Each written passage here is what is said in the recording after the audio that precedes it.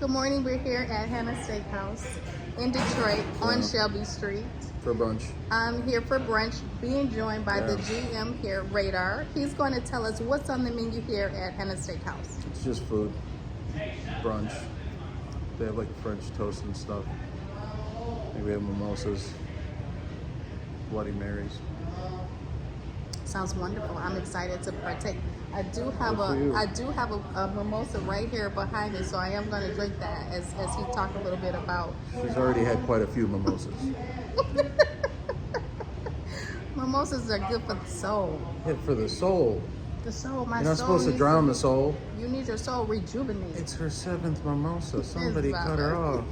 If it was the 7th, my eyes would be like that. She's not using blush on her cheeks. She's just red from the alcohol. But you like the highlight on my cheeks, so like I got a little nice highlight going on. From the mimosas. Mind you, he's the GM, and he was late today, so you know. I was not. Listen, I was not. If you want to get dirty, we're just gonna get dirty. Okay, if we're gonna sling mud, let's do it. First of all, I wasn't late. I was on time. Second of all, it took you 4 hours to set up an iPhone. I'm very upset about this. It was about the lighting and the positioning, and he had a bad attitude, so we had to. You decided to take light bulbs out of the fixtures and screw in other energy saver ones to change the lighting. This is what you deal with when you're with a GM who has a bossy Albanian attitude. Can you tell us where this attitude comes from? From Albania. Okay. Okay, listen. My great grandfather Tom. He always used to say. I don't know what he said because he was dead way before I was alive, but I assume he said something about working hard and being angry all the time. Right. And then every Albanian I know is like that, so I'm assuming that just comes from that. Do people like you when you're angry like that? I think people don't know what to think, and that's okay because at the end of the day, I'm still tired. No, for sure. You work long hours. He worked long hours, and every day this week. You just said you was working till 2 a.m. unless you lied to me. He got a girlfriend, so it's okay. I get it. First of all. And he used "first of all" quite a bit, so you'll hear that throughout the show. Second of all. And you'll hear that too. I don't work a lot of hours compared to my grandmother. Yeah. Okay? I only work like 16 hours a day. Okay. She's rolling in her grave. She still has a job right now. She's dead. She has a job. Yeah, she works midnights at the graveyard. Is that traditional mindset has passed down that you have to work long hours to be successful? I think so. I think growing up, my dad was always like, he always instilled in us that, you can't really be proud of the day that you put in unless you worked as much as you could that day. Yeah. Because at the end of the day, when you're going to sleep and everything, the best feeling is being tired from work. Yeah. Not being tired from stress or arguments with family or friends. But if you go to bed tired from work, it's a great feeling. Yeah, it's satisfaction. Yeah. And fulfillment. Yeah, and you feel like you accomplished something. Even if you don't have the best job in the world, even if you're not making as much money as you want to be making, you still accomplish something. You put yourself a little bit more forward than you were at the beginning of the day. As opposed to like if you have a day off, it's relaxing and everything, but then you're like, I didn't make any money today. Right. And that's why when you have a day off, most people find chores to do or they go run errands because they're like, well, I have the day off. I need to accomplish something. I need to move forward at some pace in my life for today. Yeah. Do you think that the money always equates to the physical emotion of the day that you've had? Does the money equate to that to some degree? I think it depends on your outlook. Okay. I think you can look at it that way. And the other way of looking at it is because I've gone 2 ways in my life. Okay. Where I worked really hard, but I didn't focus on the money, and I didn't get anywhere. Yeah.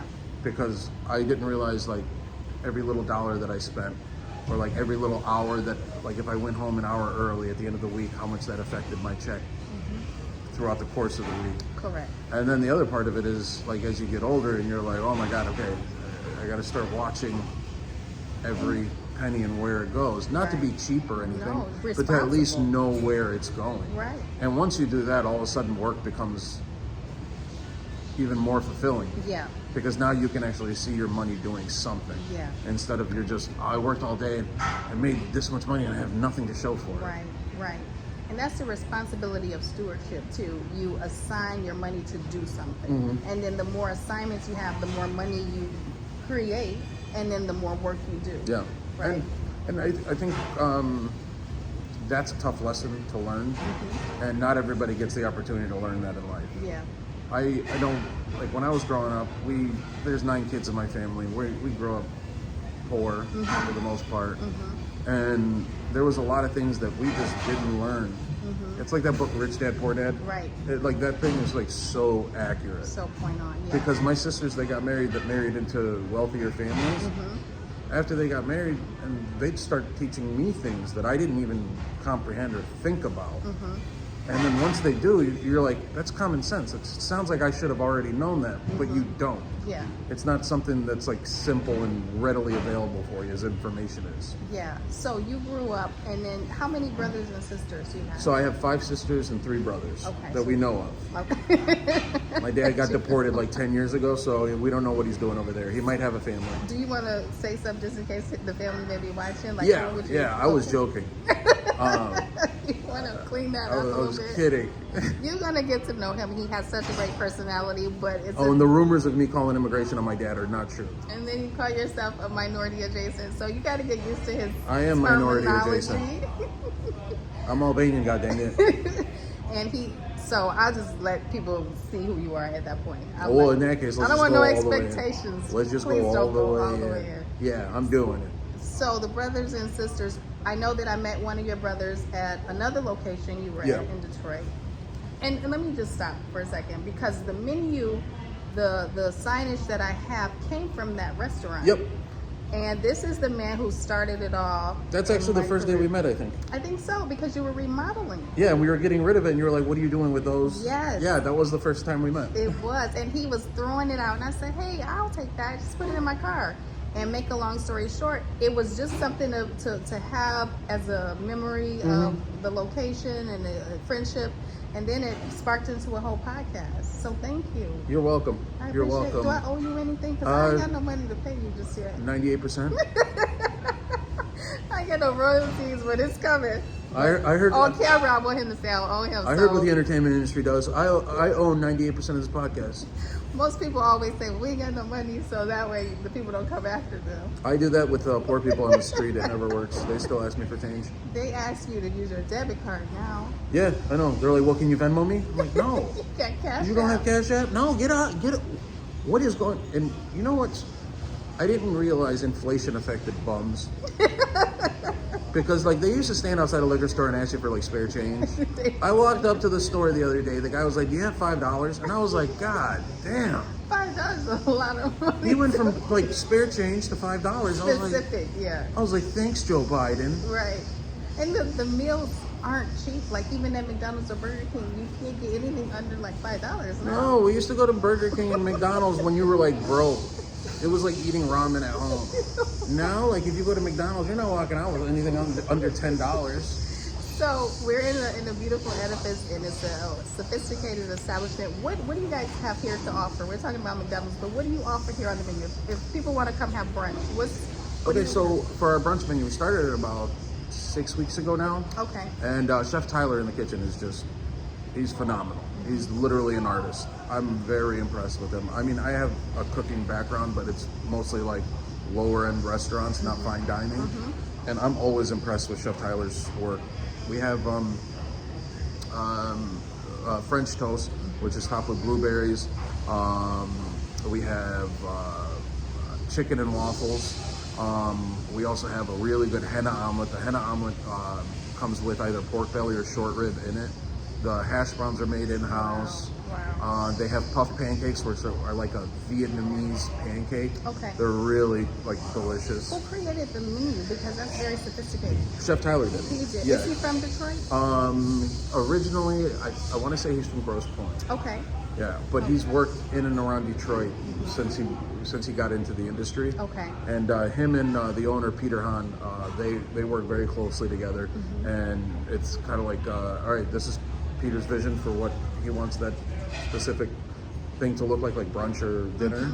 And then Chef Tyler and him will work on the menu, and Chef Tyler is the one that kind of gets the menu all together and produces it. Cohesive.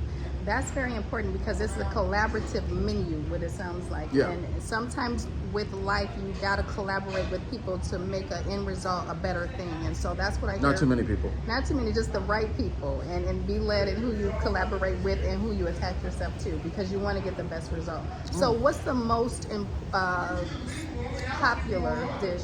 Is it brunch hour? Is it just brunch, or is it a specific day where Well, dinner? brunch is on Saturdays and Sundays from 11 a.m. to 2 a.m. Saturday and Sunday. And then the most popular item we have for brunch is probably when somebody comes in, they'll get a mimosa, and we always run out of the hash browns that we serve with the omelets. Okay. The henna omelet with the hash browns on the side just goes the most. Okay. And is there music? Because I know we're in a solitude environment at the moment, but upstairs there's where the brunch On the is. Sky Bridge, we have music on. And then even in the dining area that we're in right now, like on Fridays and Saturdays, we have a DJ down here. Perfect. We have live music those 2 days, and then we always have music like in the background. Is it free of charge on the Friday and Saturdays down here? Yes, Okay. there's no cover charge ever. All we ask is, have a good time and enjoy yourself. Fantastic. So I'm going to go upstairs and partake in some of the brunch. Is that okay? And then we can come back and We weren't gonna. Okay, yeah, that's fine. Because do I not eat? No, it's cool. You didn't talk about all of this No, stuff? it's fine. What do you want to do? No, we'll get you some food. I mean, what? Like, talk to me.